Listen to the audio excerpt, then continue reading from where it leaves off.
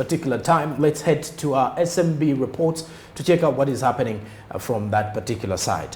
And we speak about agri trade, where farmers have been urged to add value by branding and earn more. Now, farmers, they have been urged to value and do good branding on their productions or products to earn more money.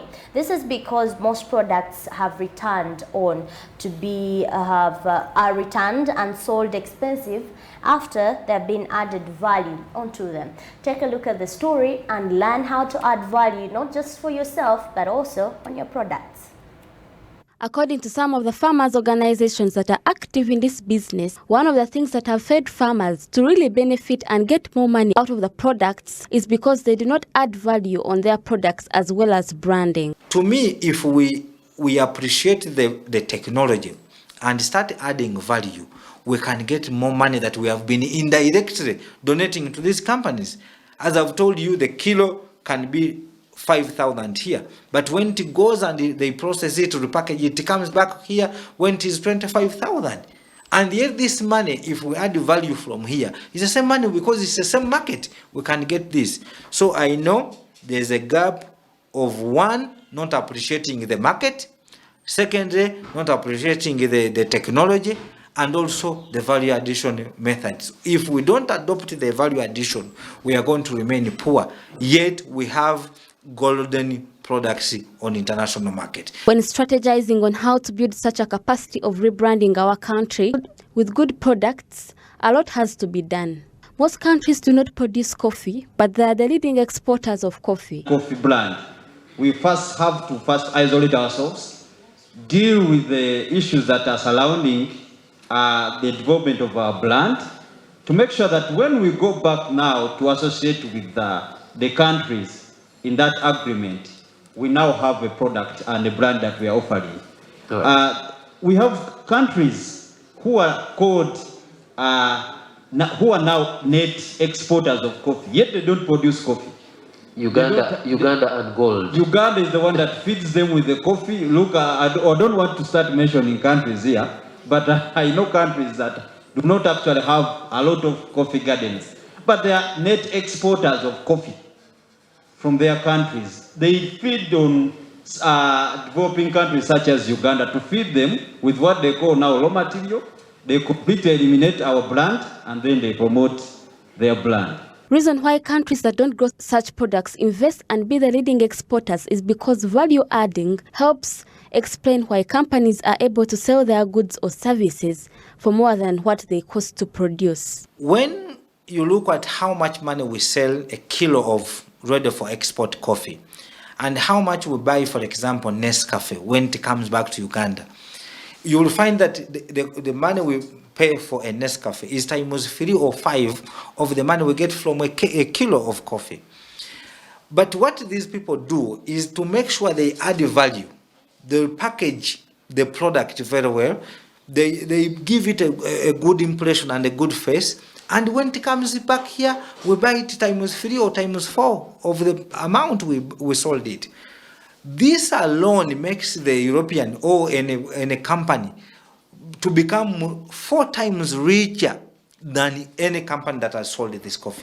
This is on one product. And the same happens on the minerals, the same happens on the fruits, the same happens to coffee, cotton, cocoa, milk, and other dairy products, I can tell you. To strengthen and build the capacity for our brand as a country, all stakeholders should be on the same page so as to gain this status. The farmers who have to demand that other players recognize our brand and recognize our efforts. It is the role of the promotions board. It is the role of the federation. It is actually the role of every player to see that we concentrate our efforts in that area. And then, because having a brand that is distinct as a Ugandan brand will benefit. Adding value and by branding is important. Branding gives identity. One of the key things I do know about that is that branding gives you identity and gives you a standpoint. So your branding entails what you produce. And in most cases, if at all you've not branded well, it may also affect you. And It for does very, because branding means that that's you. Like, it's the package. If we're now not talking about you personally, but we're talking about your service, your production, or the products or the goods that you put to the market. If you do not name it, you might not even understand what, you know, highlights around branding. Branding means the way you pack, first of all, the packaging that you do. Away from the packaging, there is a name that you put on that particular brand, or how your goods are called, or what service are you offering. After that, there is features. There are features that your goods entail, or features of your service. To give an example, context, if you want a rebrand of the person, you can, for example, just tell me, so Rita is a blue person. Like, I love blue. I wear blue every day. So blue comes as a feature for me to be displayed to you. So that's how, you know, someone will just describe you. If someone doesn't say St. Rita products, because that's a name. You love scenting.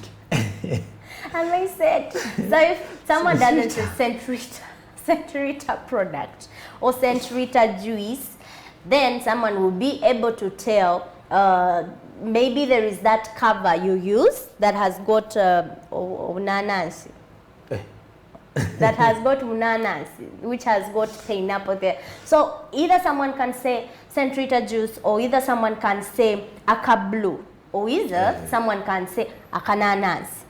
So you realize already you're taking on the market with three features that you've got. So branding matters a lot in business. Otherwise, how are you making sure you're identified? How are you making sure your market products or your goods are out there selling? Otherwise, if you just have a plain khaki trouser, that is khaki, right?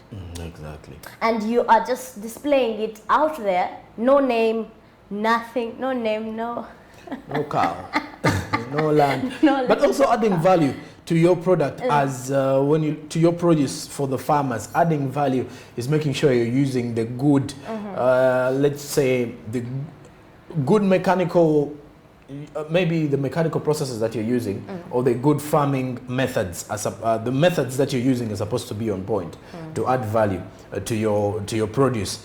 Because if you're told you're not taking good care of your yields, or taking good care of your farm, it will affect you in the long run of what you're going to produce at the end of the day. What are you going to cultivate goes back to what are you going to harvest will take you back to the time of cultivation. What were you doing? Which methods were you using? So all those are very important if at all you want to add value to your produce before even we go to the branding, but add value to make sure that it's also important for these farmers to get more skills and getting more trainings to do with the modern type of farming, so that they can pick up from there and they add value to their produce. For example, we are yearning to export around 700 billion US dollar exporting goods around till there. 2027. Till 2027. If you're going to be part of that deal that is sealed with the PSFU and European Union, if you are already highlighted in that category, how are you going to make sure your products or services, this time products, are identified on that numerous market? Because there are various products on that are going to be highlighted or scheduled for that particular cause. And how is your coffee, how is your tea, how is your maize, how is your sweet potato going to be different from Sonko's? Have you already thought about that? How are you going to make sure you package all that? And what is it going to be, that selling mechanism you're going to use to entice people, not just here, because now we're taking it to Europe. How are you going to make sure a Jacinta in Europe takes on that and reads it and says, hey, I like the St. Rita tomato, I like the St. Rita juice, I like the St. Rita maybe coffee that is being brought here because it is classic. How are you going to tap into that numerous market? And so how think about it consistent, now. by the way, and how consistent are you going to remain producing the same value of that, how are you going to remain convincing your customers that your quality does not change whatsoever, or it only improves but never deteriorates? So it is very important for you to actually have a test of consistency when you're dealing with value addition, more so from the agro processing sector. Well, with that, we are heading to a break, and we shall give you more of the updates after it with more